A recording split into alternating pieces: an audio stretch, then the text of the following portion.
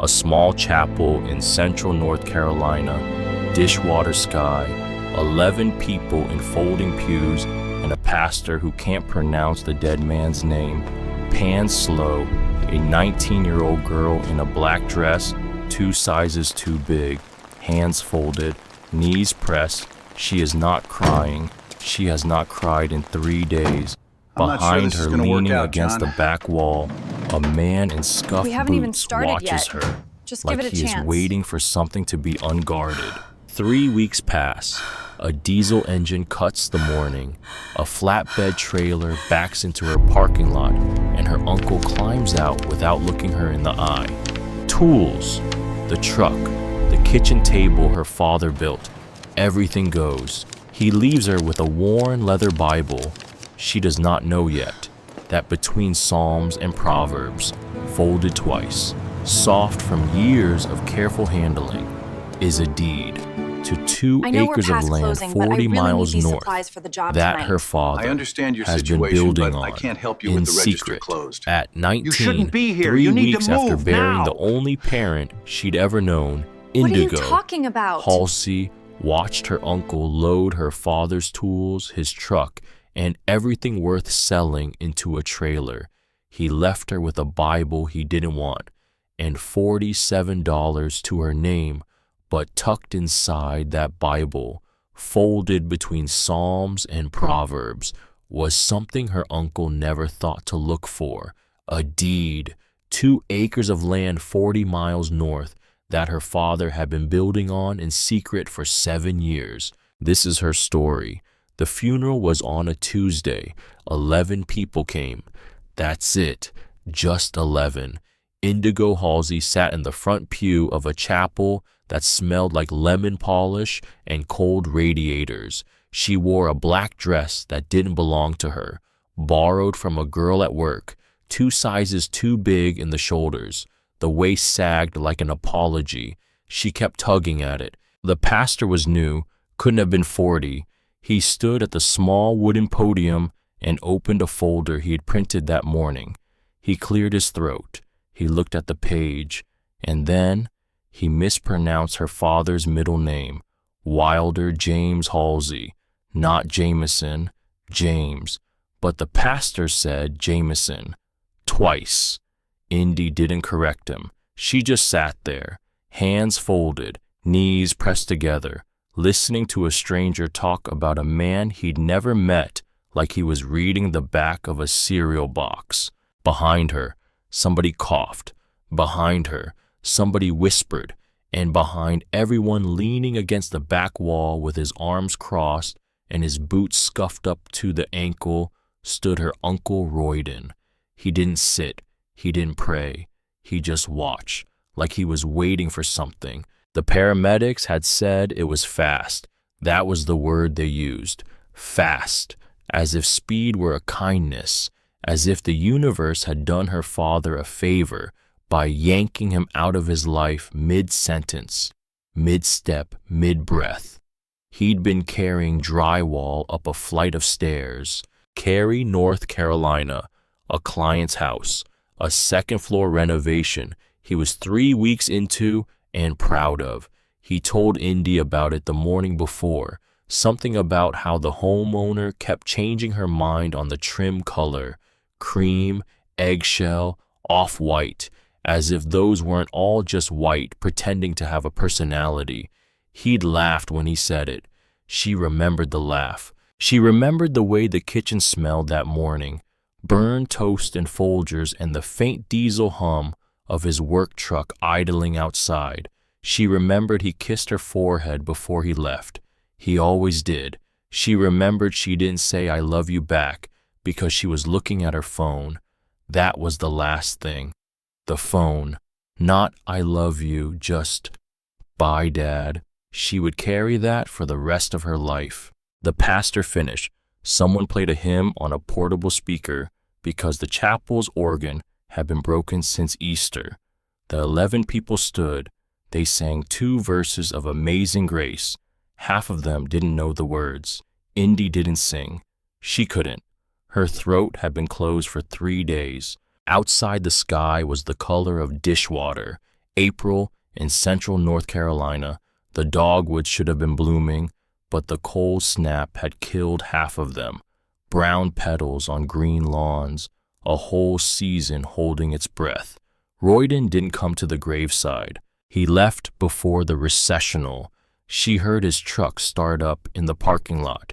That diesel rumble, the one she'd grown up listening to, the one that meant trouble in the apartment, money missing from her father's wallet, a Sunday dinner that ended with raised voices and a slammed screen door. He'd come for one thing, to make sure his brother was really gone, and then he'd left. 3 weeks passed. 3 weeks of casserole dishes returned, and condolence cards stuffed in a drawer, and a freezer full of food Indy couldn't bring herself to eat. 3 weeks of her boss at the Shell station saying, "Take all the time you need, sweetheart," while the manager quietly cut her hours from 28 to 15. 3 weeks of math. That's what grief was, really. Math, rent, utilities, groceries, gas, and the bottom line that kept screaming back at her. You can't afford this apartment. You can't afford anything. She was 19 years old. She had no credit, no cosigner, no savings beyond the $47 folded in the front pocket of her wallet. The landlord had been kind. He'd given her 30 days, then 30 more, but the lease was in her father's name, and her father wasn't coming back to sign it again. So, the math kept screaming. 3 weeks to the day after the funeral, she heard a diesel engine in the parking lot. She was in the kitchen, packing boxes, a roll of tape stuck to her wrist. She looked through the window over the sink. A flatbed trailer was backing up to her front steps. Her uncle Royden climbed out of the driver's seat. His wife Sylvie sat in the passenger side, scrolling her phone, not looking up. Indy set down the tape. Her stomach went cold. She met him at the door. "What are you doing here?" She didn't even make it a question. She didn't have the energy for a question. Royden didn't look at her. He walked past her like she was a coat rack, straight to the back room, the one her father had used for storage, the one where his tools sat lined up on shelves he'd built himself. "Your daddy owed me $4,000, Royden said. "He never told me that." "Well, he did." "Show me." "What?" "Show me the paper, the note, whatever you've got." He looked at her then, just a glance over his shoulder, the same flat brown eyes her father had, except colder, like a lake in November. "You calling me a liar?" "I'm asking for proof." "I don't need proof. I'm his brother." And just like that, he started loading. The rolling toolbox, the Milwaukee drill set her father had saved for, the welding rig he'd waited 2 years to buy, the table saw she used to sit underneath as a kid, watching sawdust fall like snow. 3 trips, tools first, then the keys to her father's truck off the hook by the door, then the kitchen table. "Dad built that table," she said. "Yeah, for me, 15 years ago. He was just borrowing it back." That was a lie. She knew it was a lie. She'd watched her father build that table when she was 4 years old. She remembered the smell of the pine. She remembered him sanding the legs while she colored at his feet. She remembered him saying, "It's yours, baby. This one's yours, and mine, and ours." She didn't say any of that. Because what was the point? What was she gonna do? Wrestle a 6-foot man for a table? Call the cops who would ask for paperwork she didn't have? Hire a lawyer with the $47 in her wallet? So she stood in the living room, arms wrapped around herself, and she watched. Royden made his last trip out. He paused at the door. His eyes scanned the shelves, looking for one more thing worth hauling. A lamp, a clock, a speaker. His eyes landed on the bookshelf. on the worn leather Bible sitting between a stack of utility bills and a coffee mug with a chipped rim. He looked at it, he looked at her, and he said, "You can keep your daddy's church stuff." Then he was gone. The diesel engine faded. She sat down on the floor. She didn't cry. She'd already done that. In the shower, in her car before she remembered the car was gone too, in the closet that still smelled like his jacket. She just sat. The apartment felt scraped clean.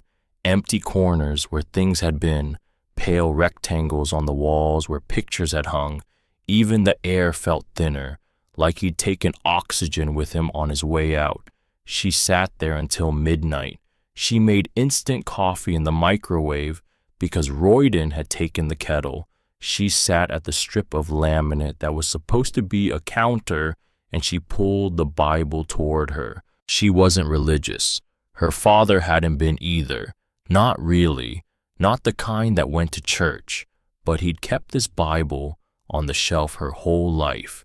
And sometimes late at night, when he thought she was asleep, she'd come out for a glass of water and find him at the table with it open, turning pages slowly, like he was looking for something specific. She opened it now. The spine cracked. The pages were thin and translucent, the edges soft from years of handling. She let it fall open. Psalms, then Proverbs, and between them, folded twice, almost the same color as the paper around it, a document. She almost missed it. She unfolded it. A deed, stamped by the county clerk's office, dated 7 years ago, 2 acres, lot 14, Ironwood Trace. The name on it, Wilder James Halsey. The purchase price, $340. She read it 3 times. Then she sat back in the chair. Her father had owned land for 7 years. He'd never said a word. She turned the page. Behind the deed was a second piece of paper, hand-drawn, her father's block letters, the same all-caps printing he used on every grocery list, every birthday card, every note he'd ever stuck to the fridge.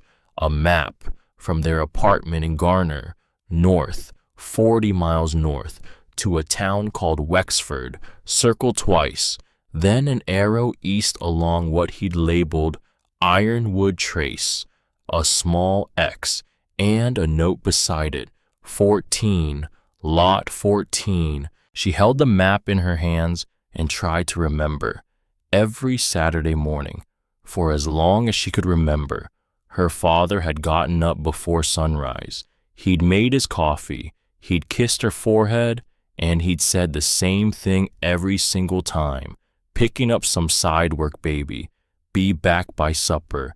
Every Saturday for 7 years, 360-something Saturdays. She did the math.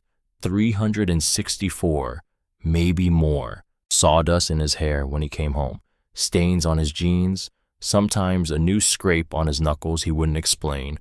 She'd assumed he was hanging cabinets, reframing someone's garage, patching roofs after storms. She'd assumed he was working for other people. He hadn't been. He'd been working for her. She didn't sleep that night. She watched the light change in the kitchen window.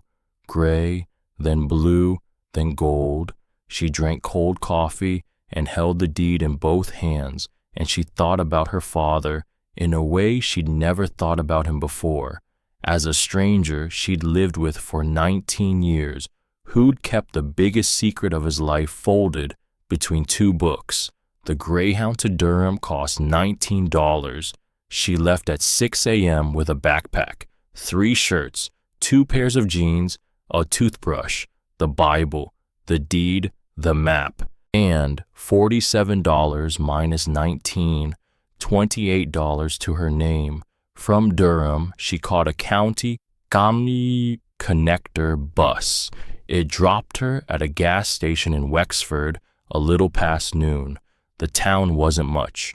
1 main street, a hardware store, a diner with a hand-painted sign, a Baptist church, a post office that looked like it had been built in 1952, the kind of place where the sidewalks ended after 2 blocks and the road turned into shoulder and then into gravel and then into woods. The kind of place where people notice strangers. A man in coveralls outside the diner looked up from his coffee as she walked past. He didn't smile, he didn't frown, he just looked. The way you look at a deer that wanders into your yard. She kept walking. The hardware store had a hand-painted sign over the door, Quills, and underneath, since 1968. She pushed through the glass door. A bell jingled overhead. The air smelled like cut wood and machine oil and something else underneath. Coffee, strong coffee. A man behind the counter looked up from a newspaper. He was in his 60s, thick arms, white hair cropped short, reading glasses pushed up onto his forehead. He wore a green canvas apron with the name Bartram stitched in red on the left breast. He studied her. She walked up to the counter. She set her backpack down. She tried to look like someone who knew what she was doing. Help you find something. His voice was low, steady, not unkind, not warm either. I'm looking for Ironwood Trace. He set the newspaper down. He didn't move for a long second. Then, you Wilder's girl. It wasn't a question. It hit her in the chest like a punch. She stared at him, her mouth opened. She couldn't make it close. Yes, she said, I am. Bartram pulled the glasses off his forehead. He folded them carefully, hooked them in his apron pocket. I heard he passed. Yes, sir. I'm real sorry. Thank you. She didn't know what else to say. Her tongue felt heavy. Her hands felt heavy. Everything felt heavy. Then she made herself ask, You knew him? Bartram nodded once. Knew him for 7 years. 7 years? Came in every Saturday morning, like clockwork, 6:45, always parked in the same spot. She put her hand on the counter to steady herself. What did he buy? Bartram looked at her for a long moment. Then he stepped out from behind the counter.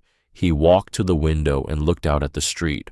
All sorts of things, 2x4s, drywall screws, roofing felt, cedar siding, window units, insulation, conduit. He bought a kitchen faucet from me last fall. Said his daughter liked the kind with the pull-down sprayer. Indy pressed her hand harder against the counter. She felt the room tilt. Mr. Quill. Bart.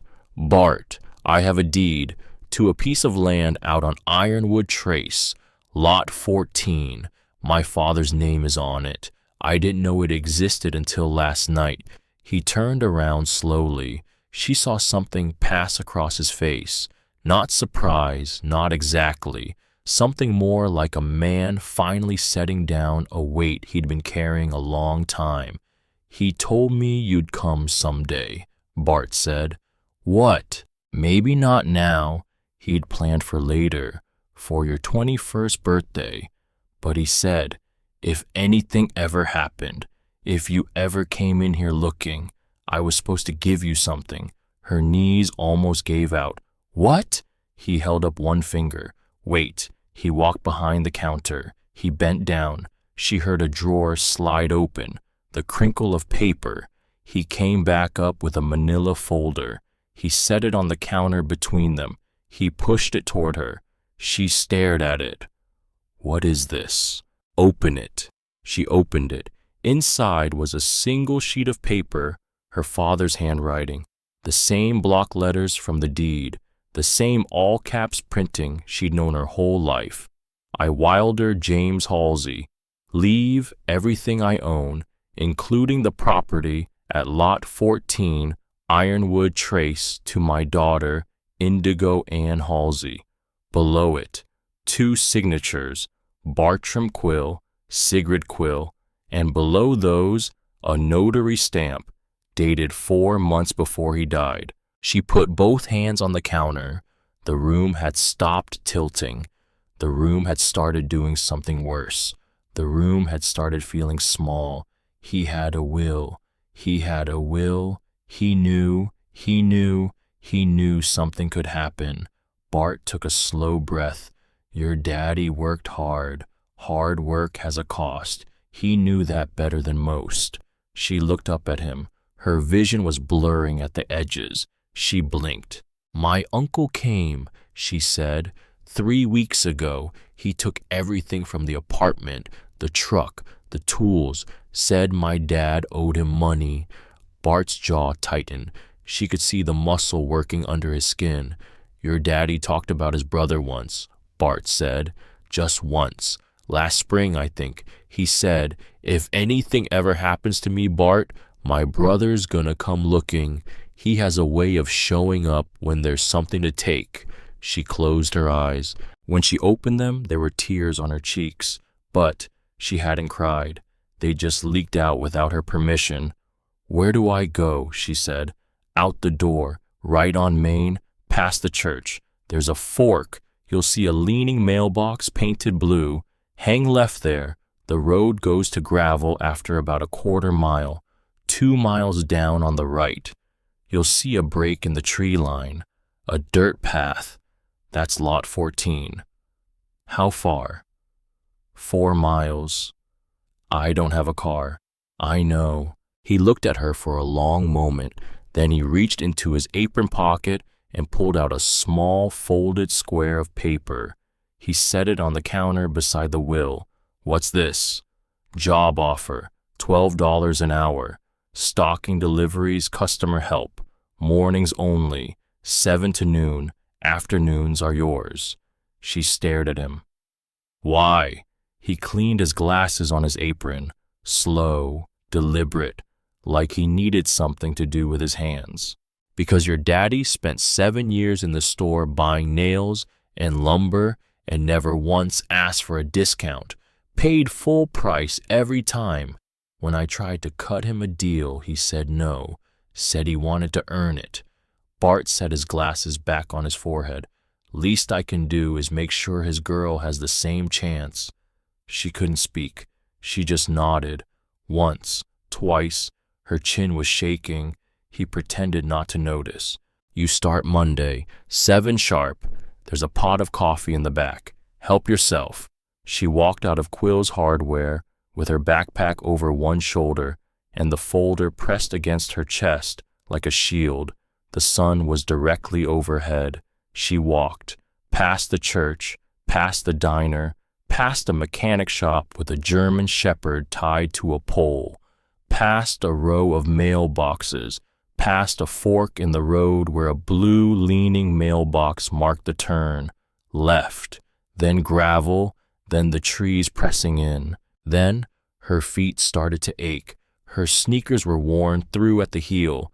The straps of her backpack dug grooves into her shoulders. She passed 2 abandoned mailboxes. She passed a deer carcass that had been there long enough to stop smelling like anything. She counted her steps, because counting was something to do, because counting wasn't thinking, and thinking was the thing she could not afford. After what felt like a very long time, she saw it, a break in the tree line. A dirt path just wide enough for a truck. Tire tracks worn into the dirt, now growing over with grass. 3 weeks of nobody driving in. 3 weeks. She turned onto the path. It curved through a stand of pines, maybe 100 yards. The light got greener. The air got cooler. The sound of the road behind her faded until all she could hear was her own breath and the soft crunch of pine needles under her feet.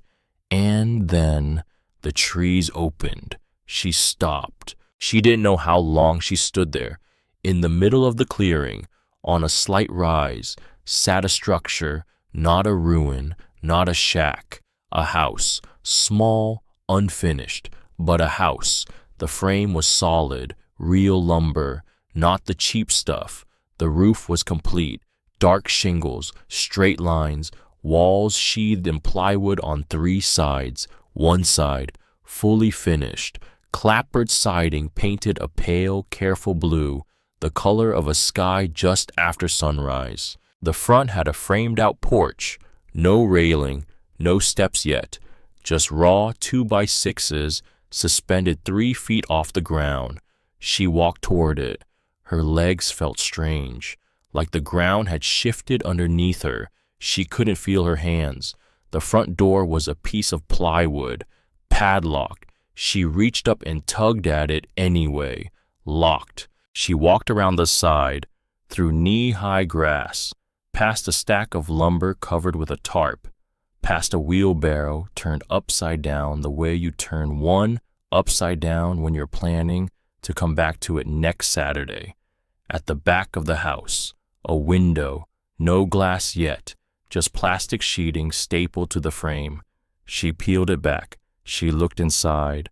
One room, completely finished, drywall, painted a soft white, a wood floor, a window on the east wall with actual glass, looking out toward where the morning sun would come up, a cot against the wall, a folded wool blanket on top of it, a plastic bin with a camp stove sitting on the lid, a lantern, a small shelf mounted on the wall, exactly at her height. She knew who it was for. She had always known. The minute she stepped through that tree line, the minute she saw the pale blue siding, the minute she saw the careful, careful way her father had built the porch post square, she knew this was hers. She climbed through the window.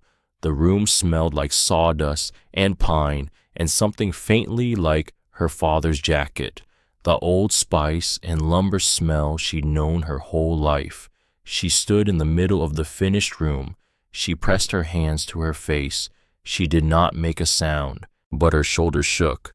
Under the cot, sticking out just a half-inch, was the edge of a notebook, a spiral-bound composition book, the kind her father used to keep for his jobs. The cover was stained with paint and coffee rings. She knelt and pulled it out. She opened to the first page, her father's handwriting, block letters, all caps, the way he always wrote, Indigo's house, started April 2019. She turned the page, measurements, lists, costs broken down to the penny, cedar siding, $87, roofing nails, $12, window unit east bedroom, $41 used, and between the building notes, scattered throughout, like they came to him while he was working, messages to her. Page 4, Indy's room, east window, so she gets morning light. She always said she wanted to wake up with the sun. Page 11, porch will face south, big enough for 2 chairs. She'll want a dog someday. Page 19, kitchen almost framed. Small, but she doesn't need big. She needs hers. Page 23, almost done. Give it to her on her 21st. She'll fight me on it. She'll say it's too much, but she needs to know. She needs to know I saw her every day. I saw her. That last entry was dated 2 weeks before he died. She closed the notebook. She held it against her chest. She sat down on the cot. She did not move for a long time. The light through the east window turned gold, then orange, then faded to nothing. She didn't have a flashlight. She didn't have a phone charger. She had a backpack, a deed, a Bible, a notebook, and a half-built house her father had been building in secret for 7 years. She wrapped herself in the wool blanket. It smelled like him. It smelled exactly like him. She closed her eyes. Outside, something moved in the grass. A soft sound, careful feet, then a shape at the window where the plastic sheeting still hung half open from where she'd peeled it back. She froze. A dog, medium size, brown and white, a torn ear, ribs showing through matted fur. It stood at the window and looked at her with dark, cautious eyes. She didn't move. The dog didn't move for a long time, maybe 2 minutes, maybe 20. She couldn't tell. Then, slowly, so carefully, it was almost ceremonial, the dog climbed through the window. It walked 3 slow circles in the corner of the room. It lay down. She watched it. Her heart was beating in her ears. A stray. It had to be a stray, but it had climbed through that window the way you climb through a window you've climbed through 100 times before. She looked at the dog. The dog looked at her. "You knew him too," she whispered. The dog put its head on its paws. It closed its eyes. She pulled the blanket tighter around her shoulders. Through the east window she could see stars, more stars than she had ever seen from the apartment in Garner. The silence had weight, the kind of silence that doesn't exist in cities, the kind that makes you remember your body has a heartbeat. She opened the notebook again, held it close enough to read by the faint light. She read the last entry once more. "She needs to know I saw her every day. I saw her." She closed the notebook, and on the inside of her ribs, somewhere behind her sternum, she felt something she had not felt in 3 weeks. She felt held. She slept. She woke to sunlight in her face. For 3 seconds, she didn't know where she was. Then she felt the wool blanket. She smelled the sawdust. She remembered. The east window, her father's cot, the house. The dog was gone. The plastic sheeting over the back window hung still, like nothing had ever come through it. She sat up and rubbed her eyes. The room was different in daylight, cleaner, more finished than she'd realized in the dark. The walls were painted evenly, no drips, no missed spots. The floor was sanded smooth. In the corner, a small shelf held 3 cans of beans, a box of matches, and a jar of peanut butter with the lid screwed on tight. Emergency supplies. Her father had stocked the room, like he expected somebody to show up with nothing, like he expected her. She ate peanut butters off her fingers. She drank water from a jug she found under the camp stove. She didn't trust her legs to hold her up yet. When she could finally stand, she went to explore the rest of the house. It was bigger than it looked from outside. 2 bedrooms, 1 finished, 1 framed with insulation visible between the studs, a bathroom roughed in, PVC pipe stubbed through the subfloor, a toilet sitting unconnected in the middle of the room, a kitchen with hand-built cabinets, pine, sanded and sealed but not painted, countertops marked in pencil where her father had planned to set them. She flipped a breaker in the panel on the back wall. She heard a hum. Somewhere in the house, a bulb flickered on. He'd wired it himself. She could tell. The cables were run neatly, clipped to the studs at even intervals. He'd always been meticulous about wiring. He used to say it was the one thing you couldn't afford to do sloppy. The plumbing was half done. When she turned the kitchen faucet, brown water sputtered out for 10 seconds before running clear. She let it run. She washed her face in cold water that smelled faintly of iron and pine. She looked through the window above the sink, out at the tree line. Her father had put a window over the sink because he knew she'd stand there, washing dishes someday, and want something to look at. She put her hand on the lip of the sink, and she held on. She did not cry. She did not cry. She did not cry.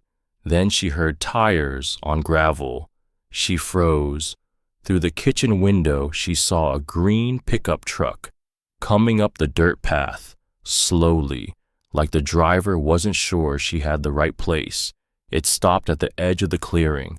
A woman got out, in her 70s, small, silver hair cut short, a flannel shirt tucked into jeans, boots that had seen years of mud. She stood by her truck for a moment, studying the house. Then she looked toward the window. Indy stepped out onto the unfinished porch. The woman shaded her eyes with one hand. "Well," she said, "I was wondering when you'd show up." Indy didn't know what to say.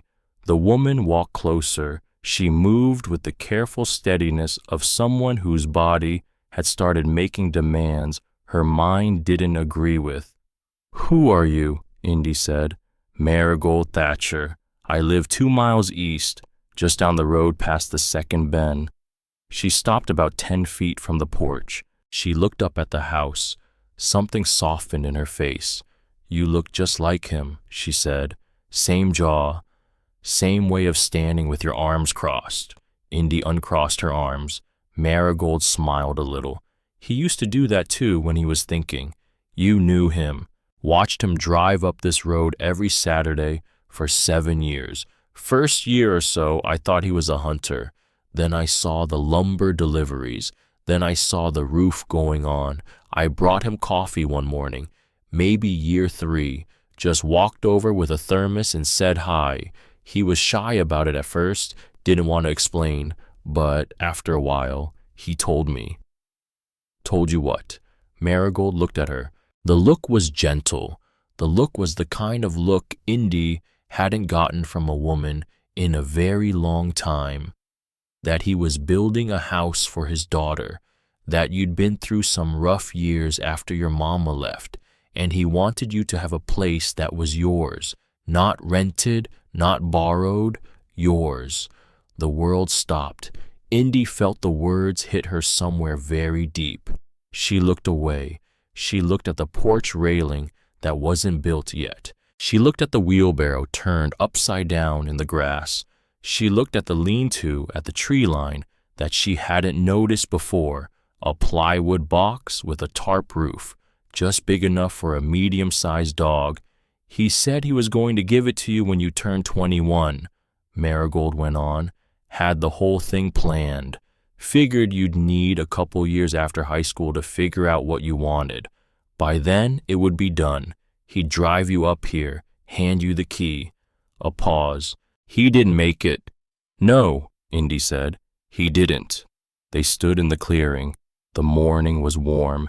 Bees were beginning to work the wild clover along the edge of the path. The dog came out from behind the lumber stack, the one with the torn ear. He sat about 6 feet from them, cautious, watching. Marigold's face changed. "Is that Bramble?" Indy stared at her. "You know this dog. Your daddy named him. Stray showed up about 2 years ago. Skinny little thing. Wilder started leaving food out for him every Saturday. Built him a shelter over there." She pointed at the lean-to. "Bramble would follow him around the property all day. Carried screws in his mouth like he was helping. Your daddy used to say he was the best assistant he ever had." Indy looked down at the dog. The dog looked back at her. He came 2 steps closer. She knelt down very slowly. She held out her hand, not to grab, just to offer. The dog sniffed her fingers. Then, just barely, he pressed the top of his head into her palm. The world did not stop this time. The world started. "Come on," Marigold said. "You need breakfast, real breakfast, not whatever's in those cans." "I'm okay. Honey, I wasn't asking." Indy laughed. It surprised her. A small, wet sound that came out before she could stop it. She walked with Marigold to the truck.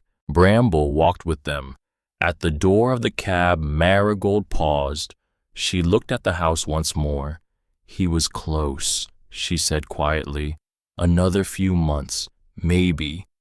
"I know. You know what you're going to do." Indy looked at the house, the pale blue siding, the east window, the porch that needed a railing, the roof that didn't leak, the kitchen window over a sink that was waiting for someone to stand at it and wash dishes and look out at the trees. She thought about the notebook. She thought about her father. She thought about the will folded in her backpack. She thought about Bart at the hardware store, stocking, deliveries, $12 an hour, mornings only, afternoons are yours. She thought about Bramble pressing his head into her palm. She thought about the way Marigold had said, "You look just like him." She took a breath. "I'm gonna finish it," she said.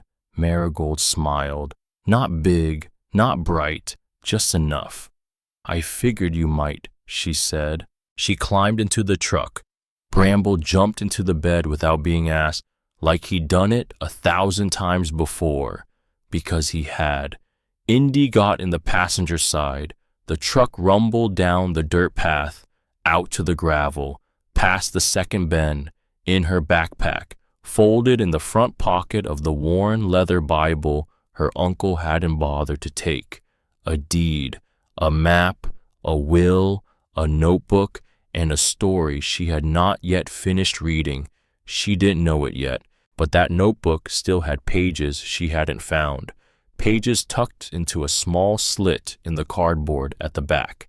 A slit you wouldn't notice unless you were looking for it. And inside that slit, sealed in an envelope, yellowed with time, addressed in a different hand, a woman's careful, slanted print, was a letter from someone who had been gone for 16 years, someone who had asked her father to keep a secret, someone who had loved her every single day. But that was for another evening. For tonight, Indy sat in a stranger's pickup truck with a stray dog in the bed and her father's blanket in her lap. The sun was climbing. The morning was full of bees, and for the first time in 3 weeks, the silence inside her chest had begun to lift. Marigold's kitchen smelled like bacon. Indy hadn't smelled bacon in 3 weeks. She sat at a round table covered in a yellow cloth, sun coming in the east window, a glass of orange juice in front of her, a plate with scrambled eggs, 2 strips of bacon, and a thick slice of buttered toast. She ate like she hadn't eaten in days, which she hadn't. Not really, not whole meals. Marigold sat across from her with a cup of coffee. She didn't push to talk. She just waited, sipped, watched the bees outside the window working a lilac bush. After a while, she said, "How much do you know about the property?" "Just what's on the deed. 2 acres, lot 14. Your daddy bought it at a county tax auction 7 years ago. The previous owner had died. No heirs. Taxes went unpaid. It was listed as a hunting parcel with a condemned structure. A structure, an old hunting cabin, 1950s, rotted through. Wilder tore it down to the foundation and started over, kept the footprint, built everything else new." Indy set her fork down. "He never told me. He never told anyone, except me and Bart at the hardware store. And Bart was selling him the materials, so he didn't have much choice." Marigold smiled at that. Then her smile faded. "Your daddy was a proud man, not the bad kind. The kind where he didn't want credit for doing what he thought was his job. Providing for you was his job. He didn't need you to know about it until it was done. But it's not done. No." A pause. "But it's close. Closer than you might think." After breakfast, Marigold drove her back to the property. They walked through the house together. Marigold pointed at things Indy had missed. The electrical was complete and up to code. Wilder had a friend inspect it 2 years ago. The roof was solid, 20-year shingles. The well pump was newly installed last summer. "What's left is finishing work," Marigold said. "Plumbing needs to be connected, hot water heater installed, drywall in the second bedroom, flooring, paint, the porch." "That's not a small list." "No, but it's not framing a house either. The hard part is done." Indy stood in the middle of the kitchen. She looked at the pencil marks on the unset countertop, the hand-built cabinets, the window over the sink. "I'm going to need help." "You're gonna get help," Marigold said, "whether you ask for it or not. This town remembers your daddy, and this town's got nothing better to do." Monday morning, 6:50, Indy was standing outside Quill's Hardware before the sun was over the roof line. Bart unlocked the door at 7 sharp, looked at her, sawdust still in her hair, backpack on one shoulder. He said, "Coffee's in the back." That was it. That was the whole orientation. The work was simple: stocking shelves, organizing inventory, helping customers find what they needed. She liked it because her hands could move and her brain could rest. She unloaded pallets of 2x4s. She sorted bins of screws by size. She swept the concrete floor twice a day. By Wednesday, she knew where everything was, from the finished nails to the PVC fittings to the weird little drawer of specialty hinges nobody ever bought. By Friday, she could ring up a customer at the register without help. By Sunday, her shoulders ached in a way that made her sleep deeper than she had in months. Afternoon she built. The bathroom came first. Wilder had run the pipes and set the toilet flange, but nothing was connected. Indy watched 3 YouTube videos on her phone. She borrowed a pipe wrench from Bart. She spent 4 hours on her back under the subfloor, connecting PVC joints with primer and cement. She got it wrong twice. The first joint leaked. She cut it out and redid it. The second joint she glued backwards and had to saw through the pipe and start that section over. By the third try, her joints were clean and tight. When she flushed the toilet for the first time and water actually went where it was supposed to go, she sat down on the bathroom floor and laughed. Out loud, just laughed. Bramble tilted his head from the doorway like she'd lost her mind. "Running water," she told him. "That's not nothing." He sat down. He agreed. The hot water heater came from Marigold. Indy had been reading the notebook again. Page 7 had a line scrawled in the margin. "Hot water heater next. Check Marigold's garage." She said her late husband's unit is just sitting there.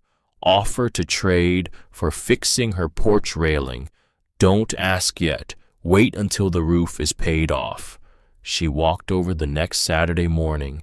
Marigold was on her porch drinking coffee. "I have a question," Indy said, "and I don't want you to feel obligated." "Ask." "My dad's notebook says your husband's water heater is in your garage. Is it still there?" Marigold set her coffee down. 40-gallon gas unit.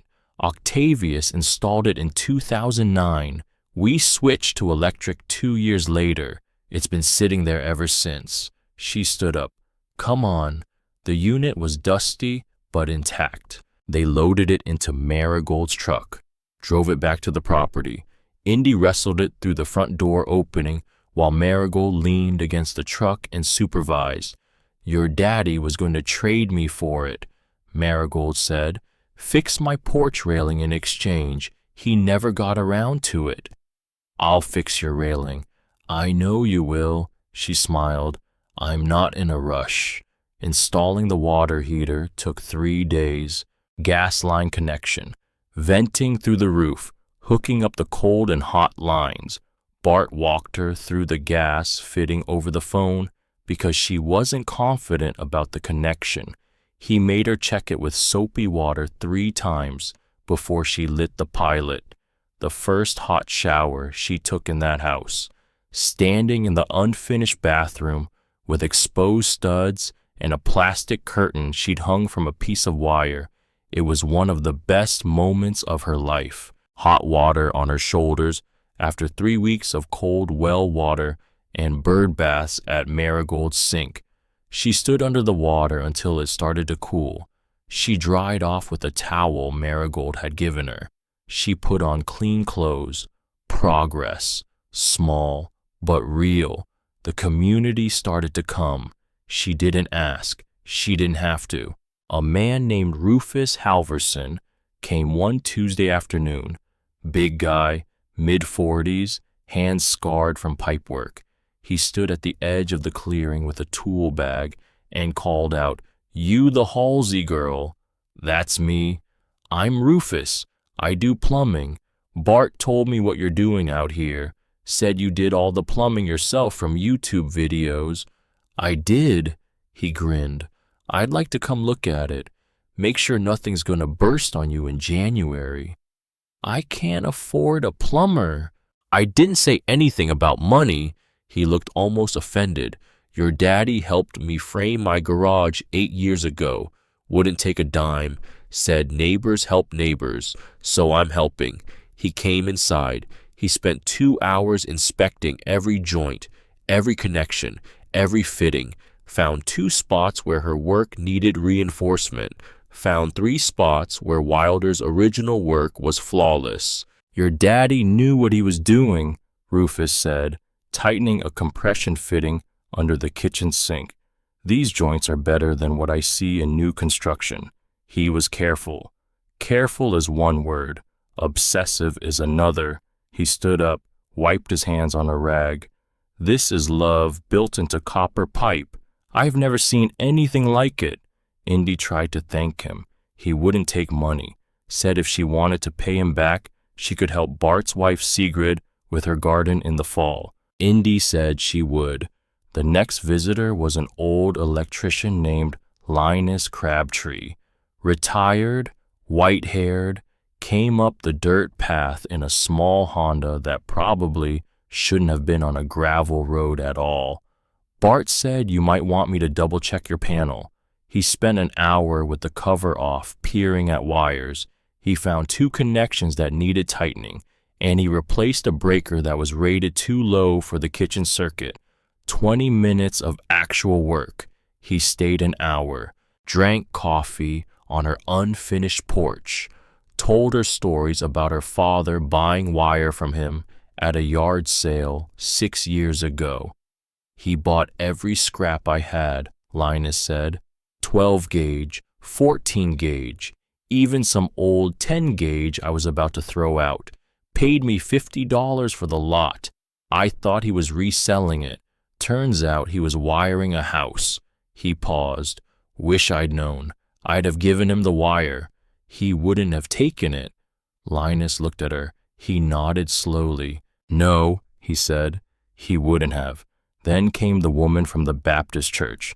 Her name was Constance something. Indy didn't catch the last name. She drove a station wagon that had to be 20 years old. She arrived on a Saturday afternoon with a stack of folded white cotton in her arms. I made you curtains, she said. Curtains. For the east window, Bart described it. White cotton with blue trim.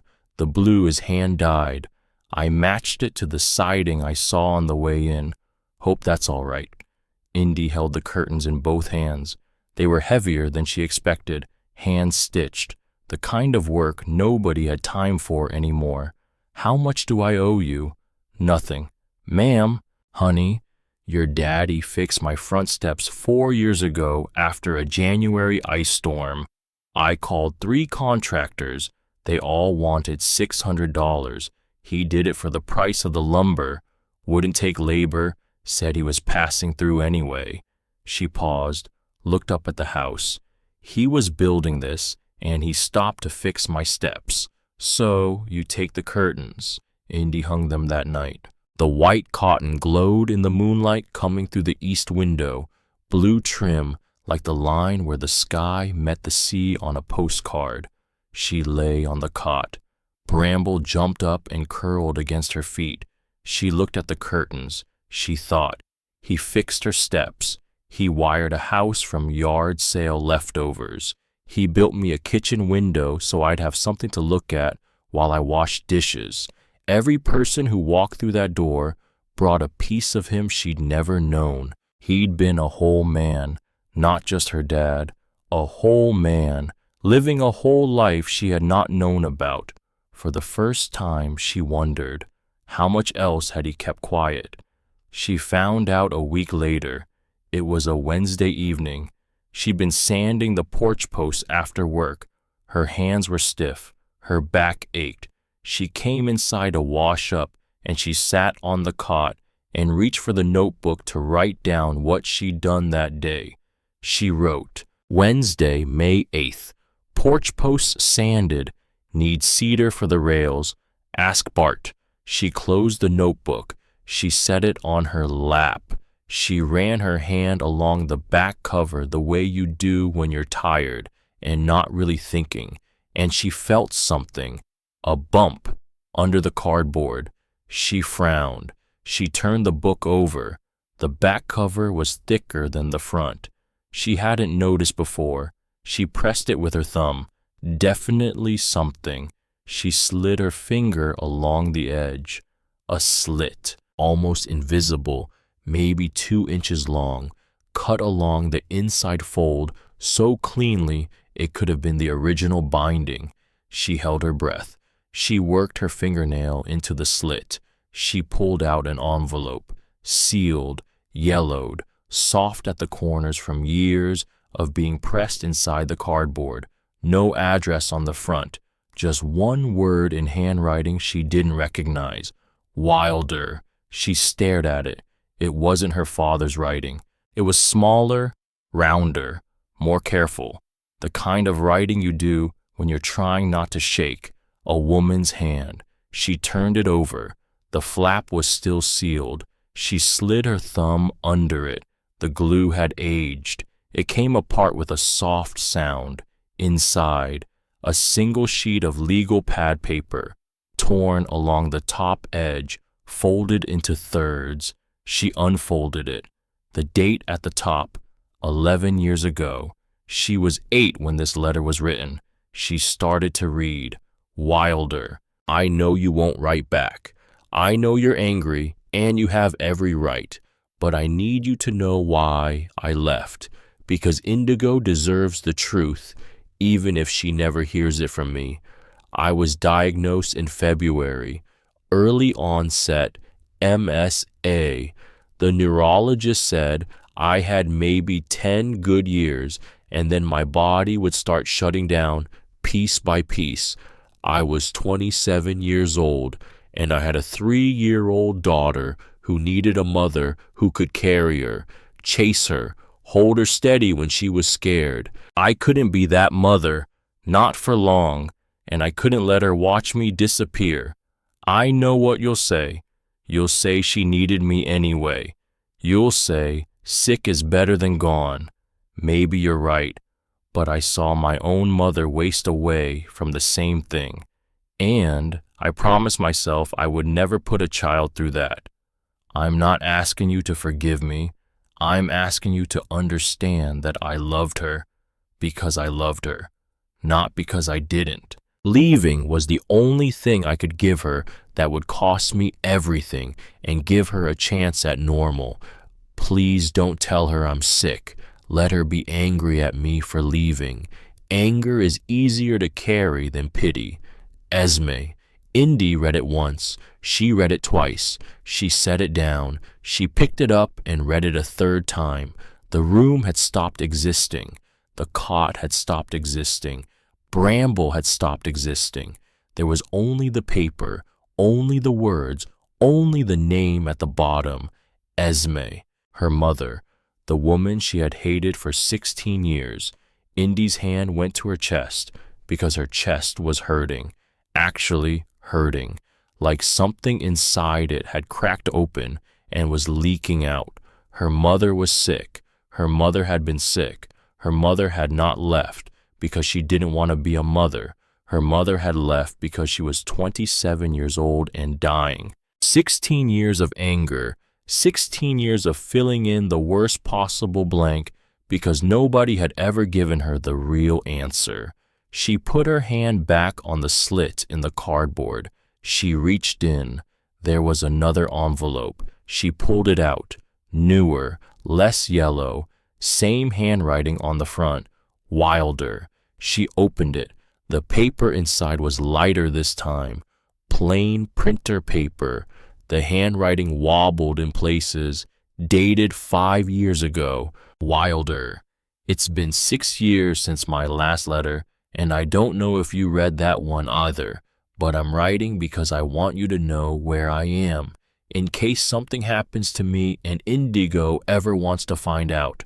I'm at the Sweet Briar Care Center in Bristol, Virginia, room 214. My legs went last year. My right arm is unreliable now. I can still write if I go slowly. I heard through your Aunt June that Indy graduated high school. I cried for 2 hours. I am so proud of her, and so proud of you for raising her right. I also heard you're building a house. June wouldn't say where or what for, but she said you've been at it for years. If it's for Indy, then you're a better parent than I ever was. She deserves a home. She deserves everything. I don't expect to hear from you, but if Indy ever asks about me, you can tell her, or don't. That's your choice. I gave up the right to decide when I walked out that door. I love her. I have loved her every single day since I left. Esme. Indy set both letters side by side on her lap. 2 letters, spanning 6 years. A mother writing into silence, asking for nothing, expecting nothing, getting nothing back. She tried to remember her mother, and she could not. Just a smell. Vanilla. The kind and cheap drugstore lotion, and a voice singing something she couldn't hear the words to anymore. That was it. That was all she had. 16 years of anger built on a smell of vanilla and a song she couldn't remember. She put her head in her hands. She did not move for a long time. Bramble lay down beside her. He pressed his side against her leg. He breathed. Outside, the wind moved through the pines. Outside, the bees finished their work and went home. Outside, the sun went down behind the trees, and the east window faded from gold to gray. Inside, a woman who was almost still a girl held 2 letters from a mother she had been told to hate, and she did not know what to do with her hands. She did not sleep that night. She lay on the cot. Bramble pressed against her side, the letters on the shelf where she had put them so she would not crumple them by accident. She watched the ceiling. She thought, my father knew. My father knew for 11 years. My father knew, and he didn't tell me. A part of her was angry at him for that, just for a second, a flash, like striking a match. Then the match went out, because she understood. She understood the moment she remembered her mother's words. Anger is easier to carry than pity. He had honored that request. For 11 years he had let her be angry, because being angry meant she could move forward. Being angry meant she could function. Being angry meant she could go to school and make friends and graduate and get a job at a gas station and live a life. If he had told her at 8 years old that her mother was dying, she did not know what kind of person she would have become. She did not know, but it would not have been this person. This person sitting in a half-built house in the woods reading 2 letters by lantern light with a stray dog pressed against her leg. This person who was hurting, but not breaking. She got up at dawn. She walked into town and bought a stamp and a plain envelope from the post office. She walked back. She did not write the letter yet. She wasn't ready yet, but she could buy the stamp. That was something she could do. A week passed, then another. She put new tile in the bathroom, blue, the same shade her father had noted in the margin of page 17. Indy likes blue, fine blue tile. She found it at a salvage yard Bart told her about. 40 cents a square foot, enough to do the floor. She spent a whole Saturday on her knees with a trowel and a level, laying it in a pattern that matched her father's pencil sketch exactly. She drywalled the second bedroom. Her first wall looked rough. Her 5th wall looked professional.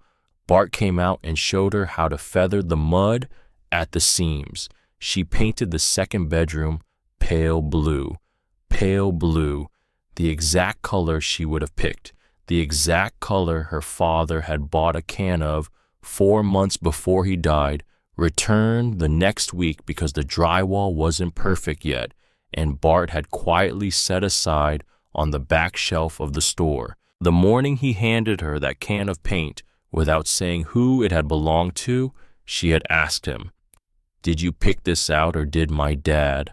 Bart had paused, just for a second. Your daddy bought this color about 4 months before he passed, returned it because he wanted to wait until the drywall was perfect. He was fussy about that. She had carried the can back to the house with both hands. She had painted the room, and every time the roller touched the wall, she had thought, "He saw me, he saw me, he saw me, he saw me." It was a Thursday in late May when the truck came back. Indy was on a ladder painting trim around the front window. She heard the diesel engine. She knew the sound. She had grown up listening to that engine pull into the apartment parking lot. Her father's truck. Now, her uncle's truck. She came down the ladder slowly. She set the brush across the can. She wiped her hands on her jeans. The truck parked at the edge of the clearing. Royden got out. He had lost weight since the funeral. His face looked harder, more drawn, like someone had taken a thumb and pressed it under each of his eyes and left a shadow there. He stood by the truck for a moment, looking at the house, looking at the pale blue siding, looking at the roof, looking at her. "What the hell is this?" His voice was hoarse. "It's my house. Your house. Wilder built it. I'm finishing it." He walked closer, slow, hands on his hips, like he was inspecting a job site. "On what land?" "His land. Bought and paid for. I have the deed." A long beat. He looked at the porch, the new railings she'd been sanding, the steps that were still missing. "He never told me he owned property. He never told anyone." "Well, I'm his brother. I had a right to know." Indy felt something cold settle in her chest. She had been ready for this. She had been ready for him to come back from the moment she'd opened the will at Bart's counter. "You had a right." "That's what I said." "You took his truck. You took his tools.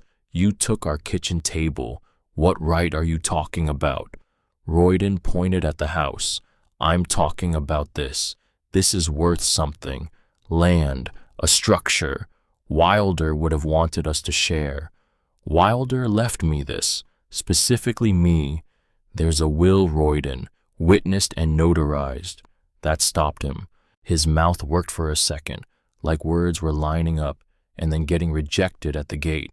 "A will, filed with the county.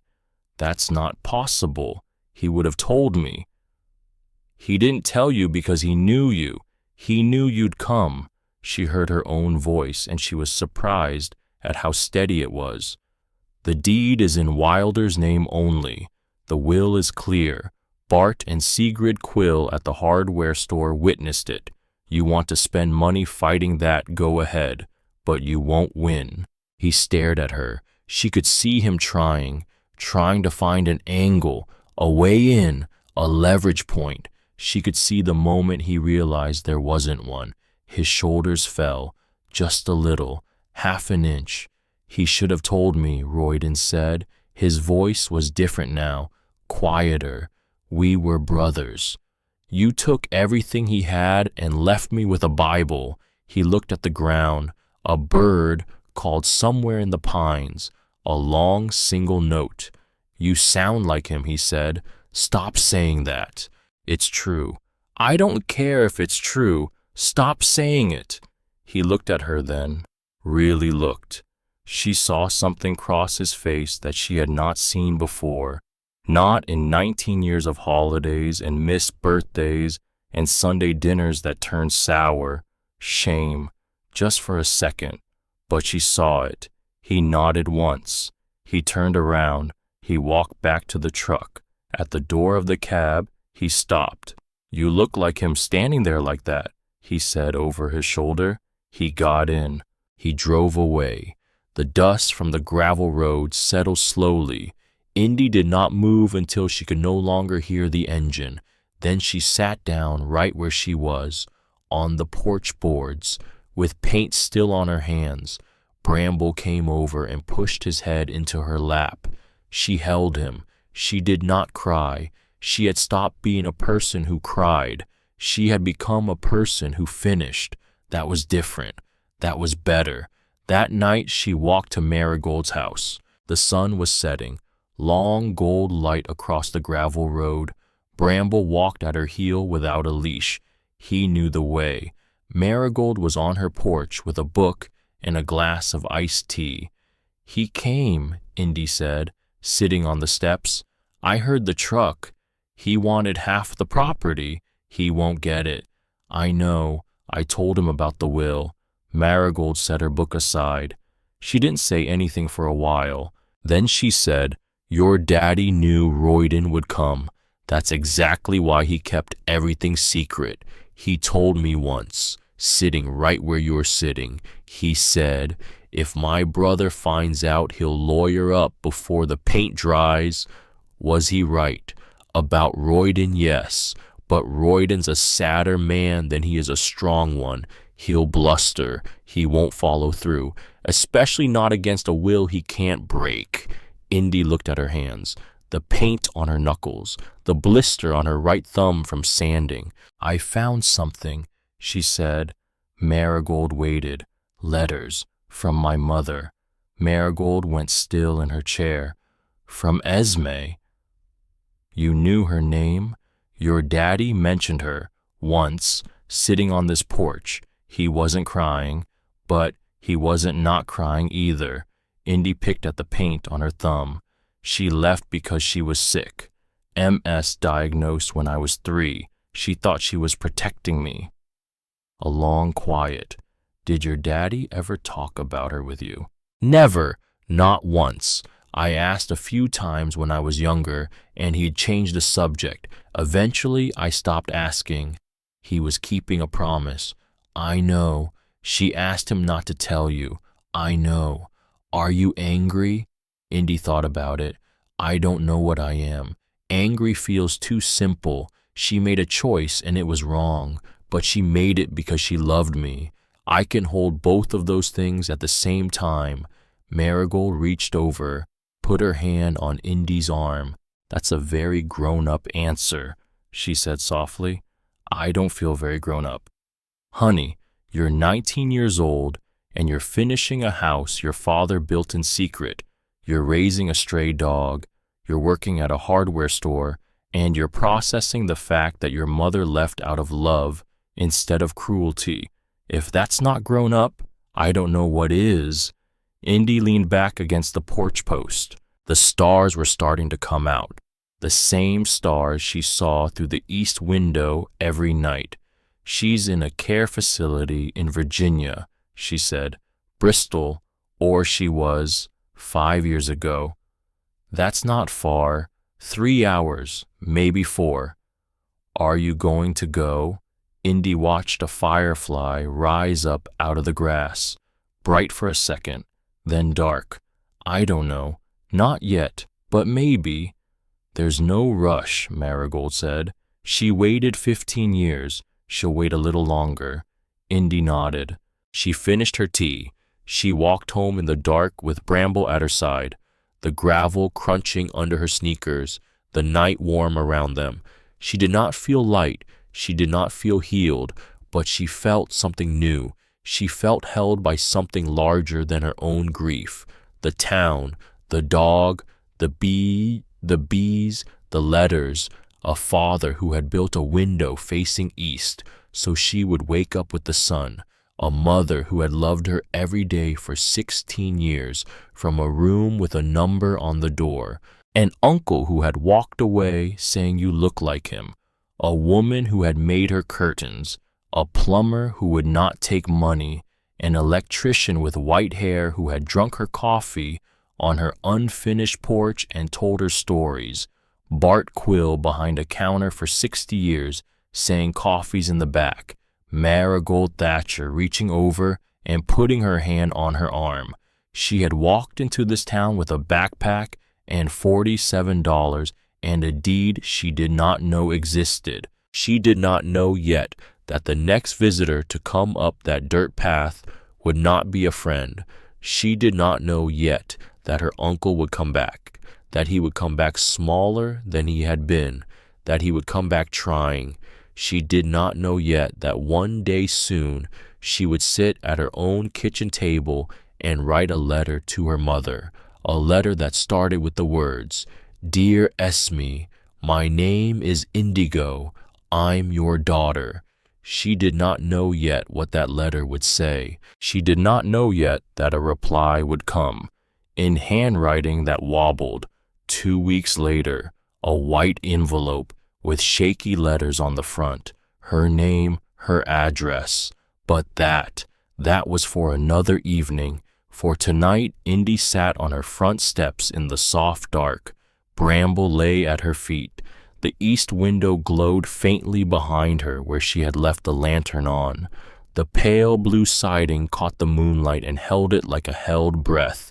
She looked up at the sky. She did not pray exactly. She didn't know how, but she said into the air, quiet and small, "Thank you, Dad."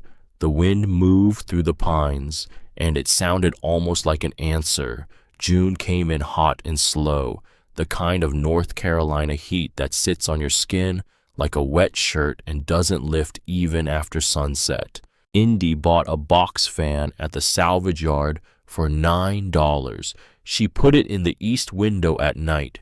Bramble lay on the cool tile of the bathroom floor during the hottest afternoons.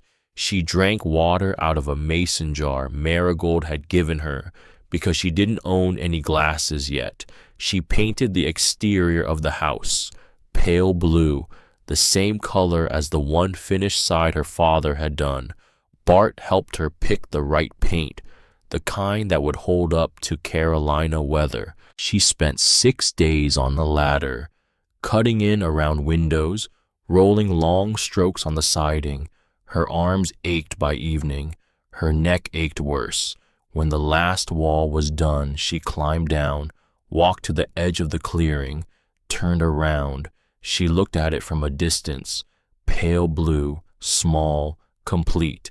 A porch with a cedar railing she had not yet built, 3 steps that were not yet there, 2 Adirondack chairs she did not yet own, but a house, a real house, where there used to be a hunting cabin, rotted through to the studs. She stood in the grass for a long time. She did not move. Bramble sat beside her. He did not move either. The sun was going down behind the pines. She thought, he started this with nothing. He started this with a piece of dirt and $340 and a vision he kept inside his chest for 7 years. And here it is, Dad. She walked back into the house. She wrote in the notebook, June 9th, exterior painted. The house is blue now, all of it, not just one side. She put the pencil down. Then she added, "You were right about the color." She closed the notebook. She sat on the cot. She did not know what she felt. She felt many things at once. She wanted to call him. She wanted to call him and say, "Dad, the blue looks good. Was this the brand you picked? Did I match it? Are the brush strokes too obvious? Should I do a second coat?" She wanted to call him so badly. Her hand drifted to where her phone sat charging on the shelf. She picked it up. She looked at it. She set it back down. She lay on the cot. She put her hand on Bramble's back. She breathed in. She breathed out. She breathed in. She breathed out. That was a Tuesday. On Wednesday morning, she walked to town and bought a stamp. She had already bought one weeks ago. It was still in her wallet. She bought another anyway. Like collecting stamps was a thing a person could do. Like a stamp could be an act of courage if you held on to it long enough. She went home. Bramble met her at the tree line. She sat at the kitchen table she had not finished building yet, a piece of plywood across 2 sawhorses. She put a sheet of lined notebook paper in front of her. She picked up the pencil. She stared at the page. She wrote, "Dear Esme." She crossed it out. She wrote, "Dear Mom." She crossed it out. She tore the paper up and threw it in the trash. She got another sheet. She put the pencil down. She got up. She made coffee. She came back. She sat down. She picked up the pencil. She wrote, "Dear Esme, My name is Indigo. I'm your daughter. I'm 19 years old, and I'm writing to you from a house my father built in secret for 7 years on 2 acres of land he bought for $340. I found your letters, both of them. I know about the MSA. I know why you left. I'm not going to pretend I understand it completely, because I don't. I was 3 years old, and I grew up believing my mother didn't want me. That's a hard thing to carry, and I carried it for a long time. But I read what you wrote to Dad, and I believe you. I believe you left because you loved me, even though leaving was the wrong way to show it. Dad died in March. Heart attack. He was 52. He never told me about you. He kept his promise all the way to the end. I finished his house. Well, almost. The porch still needs steps. The front door is still plywood, but the inside is done. It has an east window in my bedroom, blue tile in the bathroom, white cotton curtains with blue trim that a woman from the local church hand-sewed for me. There's a dog named Bramble who sleeps at the foot of my bed. He was a stray Dad was feeding. He found me the first night I was here. There's a woman named Marigold 2 miles down the road who makes me dinner every Sunday. There's a man named Bart who runs the hardware store. He gave me a job. He was Dad's witness on the will. He never treated me like a charity case. I'm okay. I want you to know that. Whatever you were afraid of, whatever you thought would happen to me, I'm okay. I'm not ready to visit yet, but I wanted you to know where I am, and I wanted you to know that Dad built me a home, the way you hoped he would. If you want to write back, my address is Lot 14 Ironwood Trace, Wexford, North Carolina. Indigo.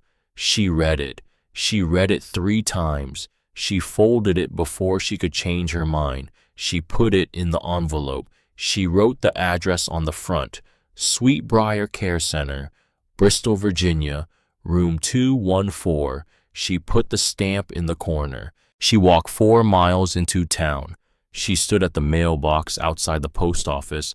She held the envelope over the slot. She did not let go. For a long minute she did not let go. A man came out of the post office and walked past her. He didn't look at her. He got in his car and drove away. She closed her eyes. She let the envelope drop. The metal door clanged shut. That was that. She walked home. She did not look back. 2 weeks passed. She built the porch railing out of cedar bark, sold her at cost. Smooth posts, mitered corners. She countersunk every screw. She sanded each rail until it was smooth enough to run your hand along without catching. She did not check the mail. She did not check the mail. She did not check the mail. She drove herself half crazy not checking the mail. There was a metal mailbox at the end of the dirt path her father had installed years ago. She would walk past it on her way to the gravel road, hold her breath, keep walking. She'd come back from work, walk past it, hold her breath, keep walking. Bramble would look at her like she was being ridiculous. Bramble was right, but it was easier not to check. It was easier not to know. On a Thursday afternoon, she could not stand it anymore. She came home from Bart's at 1:15. She stopped at the mailbox. She opened it. 3 things inside: a flyer for a tractor supply sale, an electric bill, and a white envelope with shaky handwriting on the front. Her name, her address, written by a hand that had trouble with straight lines. She held it. She walked up the dirt path holding it. She sat down on the porch steps, the ones she had not built yet, the ones Royden would build for her 2 weeks from now, though she did not know that yet. Bramble sat beside her. She opened the envelope. Inside was a single piece of plain paper. The handwriting on it was small and slanted and uneven. The pen had pressed hard in some places and skipped in others. Some letters trailed off into thin lines, like the writer had needed to pause and start again. Dear Indigo, I read your letter 4 times. The nurses had to bring me tissues twice. I'm still here, room 214, still fighting. My hands don't work the way they used to. So, this letter is going to be short and probably hard to read. Your father was the best man I ever knew, and you sound just like him. I would very much like it if you wrote again, whenever you're ready. No rush. I waited 15 years. I can wait a little longer. I love you. I have loved you every day. Mom. She read it. She read it again. She held it in both hands, and she did not move. Bramble put his head in her lap. She put her cheek down on top of his head. She did not cry. She did not sob. She just bent over and breathed. She breathed for a long time. 3 days later, the truck came back up the dirt path. She heard it before she saw it. The engine was different this time, smaller than she remembered, slower coming up the gravel. She set down her paintbrush.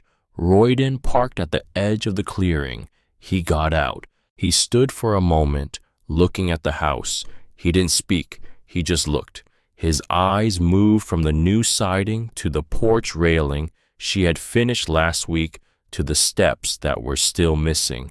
He looked thinner. His shirt was wrinkled in a way that said he'd slept in it. He hadn't shaved in days. He walked up. He stopped at the bottom of the porch where the steps should have been. He stood there, 3 feet off the ground, looking up at her. I'm not here about the property, he said. Indy didn't answer. Sylvie left me. She waited. 3 weeks ago, said I was mean and getting meaner and she wasn't going to wait around for it to get worse. He kicked at a piece of gravel. She's not wrong. A long quiet. He looked at the ground. I've been thinking about your daddy, about what I did after the funeral, the tools in the truck and all that. He looked up at her. His eyes were red around the edges. He didn't owe me $4,000. I know you know, I just never said it out loud before. How much? What? How much did you owe him? He let out a sound, a laugh that wasn't a laugh. 20,000, maybe more. Over 20 years, borrowing and never paying back, showing up when I needed something, disappearing when I didn't. He never said no, not once. He was quiet. The clearing was quiet. A bird called. I sold the welding rig, Royden said. Got $800 for it. I can give you that. Keep it. Indy. Keep the money, Royden. I don't want it. I don't need it. He stared at her. Something shifted in his face. Not understanding exactly, but close. You sound like him. I know I do. Stop saying it. I'm sorry. Don't apologize for that. Apologize for the truck. He flinched. It surprised her. She had not expected him to flinch. He looked at the ground for a long time. He said very quietly, I'm sorry. Then he said it again. I'm sorry. Indy looked at the porch posts, the railing she'd sanded, the gap where the steps were supposed to go. She made a decision. She had not planned to make it. She made it anyway. You want to help. He blinked. Help. I need to build steps.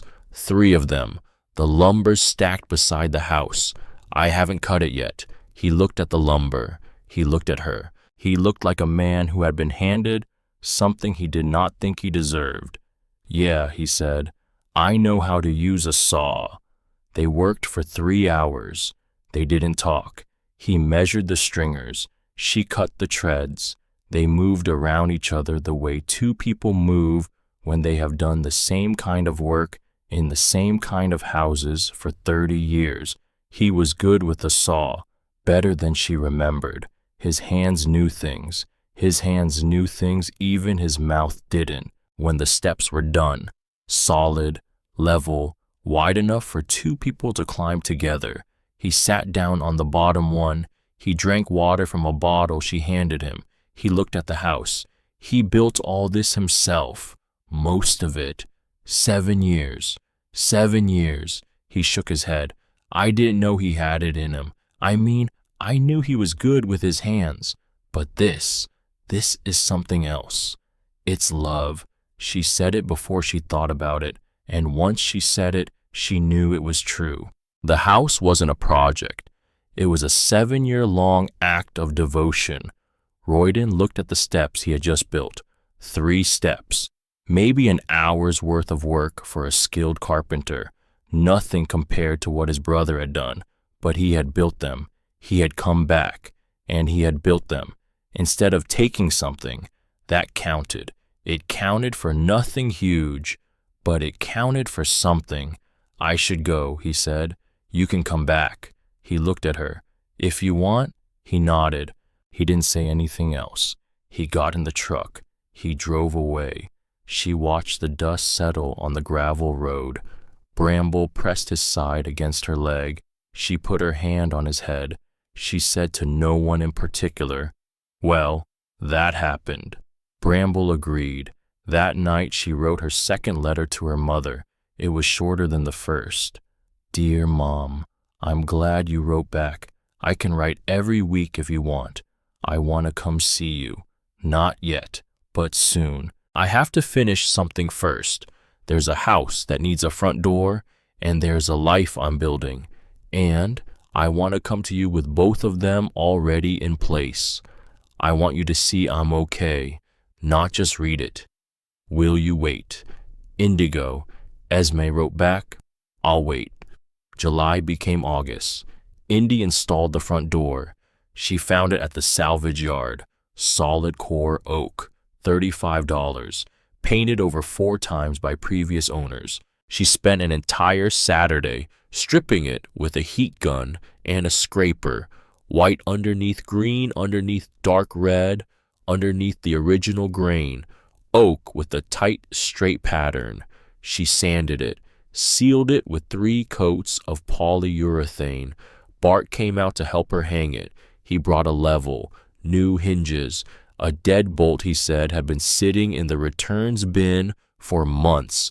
It took 45 minutes to get the frame shimmied right. When the door swung free and latched cleanly, Indy closed it from the inside and turned the deadbolt.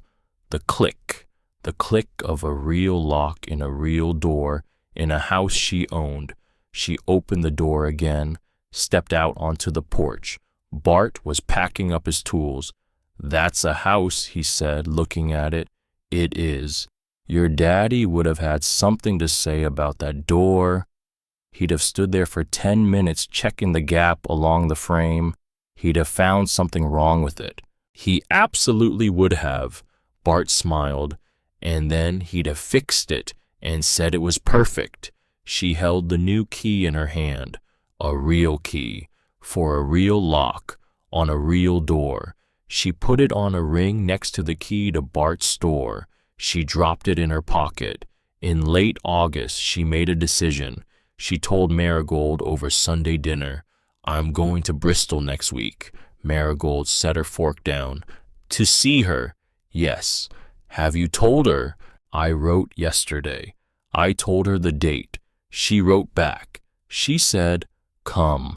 Marigold reached across the table and took Indy's hand. "You want me to come with you?" "No." "Are you sure?" "I need to do this alone." Marigold nodded. "I'll keep Bramble." "Thank you." "He'll worry." "I'll worry too." The bus to Bristol took 5 hours with 2 transfers. Indy sat by the window with a backpack on her lap. She watched the country go by. Pine forests turning into rolling fields, tobacco barns leaning sideways in the heat, small towns with 1 stoplight, bigger towns with 2. She had packed light, a change of clothes, a toothbrush, the Bible, a photograph she had found in the bottom of a box in the apartment, her father holding her on his shoulders at a county fair. She was maybe 2. He was 35. He was laughing. She had brought it to show her mother, just in case her mother needed proof that those years had been good, that her decision had not been wasted, that the daughter she had walked away from had been raised with laughter.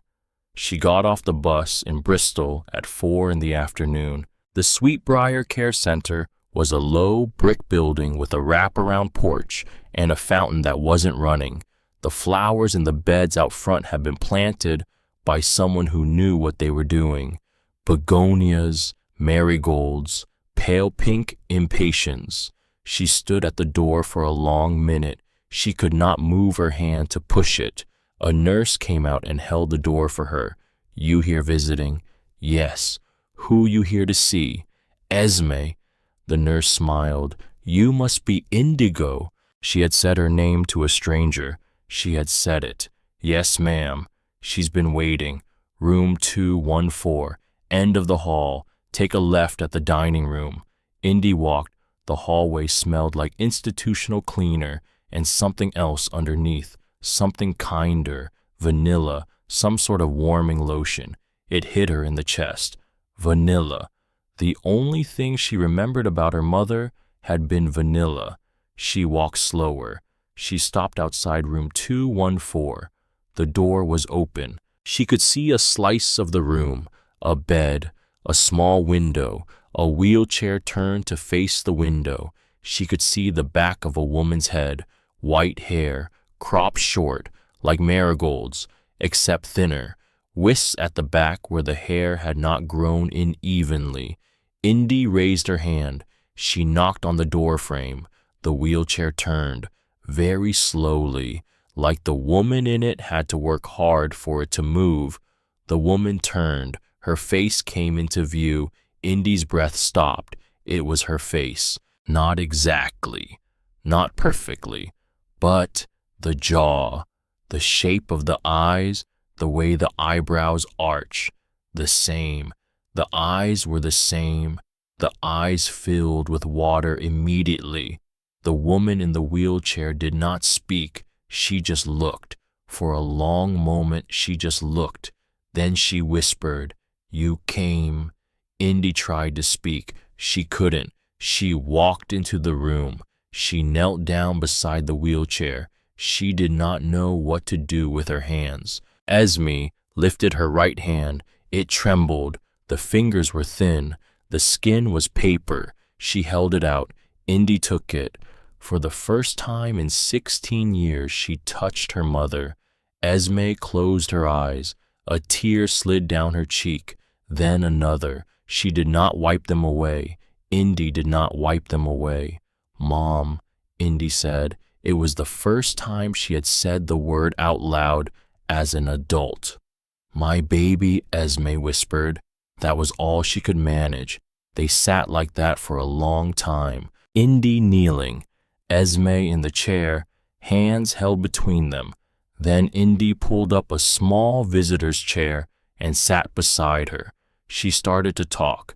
She told her about the house, about the deed in the Bible, about the bus to Wexford, about Bart at the hardware store, about the way Bramble had come through the window the first night, about Marigold's breakfast, about Rufus the plumber, about the curtains from the church, about the blue paint her father had bought 4 months before he died, about Royden coming back and building the steps, about the porch with 2 chairs facing south, just like he had drawn. She talked for 3 hours. Esme listened. Sometimes she nodded. Sometimes she squeezed Indy's hand. Sometimes she just looked at her, looked and looked and looked. When the light in the room turned gold, Esme spoke. Her voice was thin. The words came slow. "He came to see me." "What?" 3 times the last year. Wilder. "He drove up. He sat in that chair, the one you're sitting in." Indy went still. "He came. Yes. He never told me. He said he wasn't going to. He said, 'I'm not telling her until I'm done. I'm building her a place to come home to. And when she finds you, she'll find a mother ready to be found.'" Indy put her hand over her mouth. She felt the room get very small. He knew, he knew, he knew I would find the letters. He hoped, he prepared for it. He prepared for everything. Indy laughed, a short, wet laugh that hurt coming out. She laughed and shook her head and pressed her hand against her chest. Of course he did. Yes, of course. He took my hand, Esme said, just like you're holding it now. He told me, Esme, I am not angry. I have not been angry for a long time. I just have one more thing to finish, and then I'll bring her to you. Esme's eyes were swimming. He never got to. No, he never got to. Indy put her forehead against the back of her mother's hand. She held it there. She did not move. After a long time, Esme said, But you came anyway. I came anyway. He built you the road. He built me the road. She did not stay long that first visit. Esme tired easily. The nurse came in around 6:30 and gently said it was almost dinner time. Indy kissed her mother on the forehead. She held her hand against her cheek for a long moment. I'll be back. When? Next month, and then again the month after, and then the month after that, for as long as you want. I want a long time. You'll have it. She walked out into a soft Virginia evening. Cicadas. The fountain still wasn't running. The pink impatiens looked even pinker in the dusk. She sat on a bench outside the care center. She put her face in her hands. She breathed. Then she got up. She walked back to the bus station. She went home. She came back the next month. And the one after. And the one after. By October, she was driving herself. She had bought a beat-up Subaru from a man at Bart's church. $1,200. 200,000 miles. Ran like it was offended you doubted it. She brought Bramble on the second trip. Esme cried at the sight of him. Said he had her father's eyes.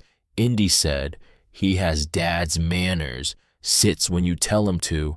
Doesn't beg. Esme laughed. She had not laughed in years. The nurses brought tea. She had started planning to bring her mother home for a visit, maybe in the spring. Rufus came back to widen the bathroom doorway for a wheelchair. He didn't charge her. She finished the second bedroom completely. She made it ready, just in case her mother could come, just in case. She did not know how long her mother had. The doctors had told her in private, not long. The MSA had progressed faster than they had expected. The arms now too, soon the swallowing. A year, maybe less, but maybe one Sunday in April, maybe one warm afternoon, they could put her in the Subaru, Bramble in the back, and drive her up to a little blue house at the end of a dirt path on Ironwood Trace, and let her sit on the porch in one of the two Adirondack chairs, facing south, the way her father had drawn. Maybe Marigold would come over with biscuits. Maybe Bart and Sigrid would stop by. Maybe Royden would be there fixing something on the back fence. Maybe Bramble would lie at her feet. Maybe. Indy didn't know, but she was going to try. And that was the whole thing. That was the whole story. On the last warm evening of November, before the cold came in for real, Indy sat on her front porch. Bramble was beside her. The sun was going down behind the pines. The cedar railing she had built with her uncle held the gold light along its grain. The pale blue siding had faded slightly over the summer.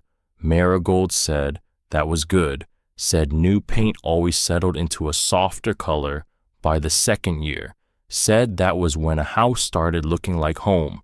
Indy had a notebook in her lap, the same spiral-bound composition book, stained with paint and coffee rings. She opened it to the back. She had written all the way to page 60. She wrote a new entry. November 14th. The house is done. I mean, not done. It will never be done. There's always something, but done enough. The door latches. The water runs hot. The windows don't leak. The porch holds weight. I have a car. I have a job. I have a dog. I have a mother again, which is a sentence I did not know I would ever write. Royden comes up every other weekend now. He brought me a kitchen hook last month, just a hook, for my jacket. He put it up himself. He stayed for coffee. He doesn't stay long. That's okay. Marigold is getting me a rocking chair for Christmas. She says you can't have a porch without a rocking chair. She says the 2 Adirondacks are for guests. The rocking chair is for me. Bart gave me a raise. $14 an hour now. I tried to refuse it. He said, your daddy would have refused it too, and that's how I knew I had to insist. She paused. She thought. She wrote, Dad, I don't know how this works. The whole writing to someone who can't write back thing. I don't know if you can hear. I don't know if you're anywhere. But I wanted to tell you, I finished it. You started it. I finished it. I found the letters. I went to see her. I'm still going. I'll keep going. Royden is coming back. Not all the way, but back enough. Bramble still carries screws in his mouth when I work. He thinks he's helping. I let him. The east window was the best idea you ever had. I wake up with the sun every morning, just like I used to say I wanted to. I saw you too. Dad, I just didn't know what I was seeing. I'm sorry it took me this long. I love you. Indigo. She closed the notebook. She looked up.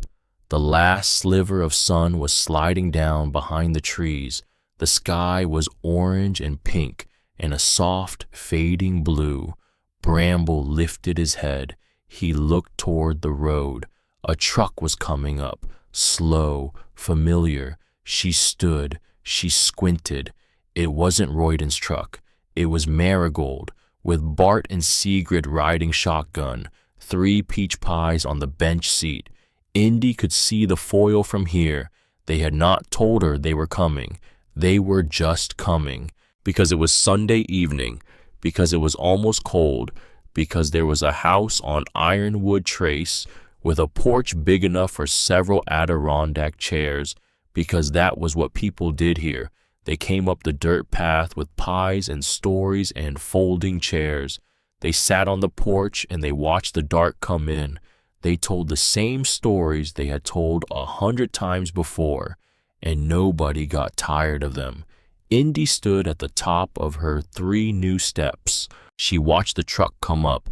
Bramble wagged his tail. He knew their engine. She lifted her hand. She waved. The truck honked. Twice. Short and friendly. She thought about the day she had stepped off the bus in this town with a backpack and a Bible and $47 in her wallet. She had not gotten here the way she expected. She had gotten here the way her father had intended. The long way, the hard way, one board at a time. The truck pulled into the clearing. The doors opened. Marigold called out, I hope you have plates, girl. I forgot to bring plates. I have plates. And forks. I have forks. That's a real house then. Indy smiled. She held the door open. The porch light came on, the one she had wired herself. 3 coats of mineral oil on a fixture Bart had given her as a moving-in gift. The light spilled out onto the cedar steps Royden had built, down onto the gravel, onto Marigold's truck, onto Bart and Sigrid carrying pies in foil, onto a stray dog with a torn ear who had found her on her very first night. The east window was dark now, but tomorrow morning it would catch the sun. It would catch the sun the way it had been built to catch it, squared by a man who had worked 7 years of Saturdays so his daughter could wake up with the light, the same way she had said she wanted to, long ago. when she was a girl, when her mother was still in the house, when her father had been listening even then, even before he knew he would have to do it alone. Indy stepped back to let her guests inside. She thought, "I'm home, Dad. I'm home." She held the door. Bramble led the way, and the house her father had started, the house she had finished, held them all.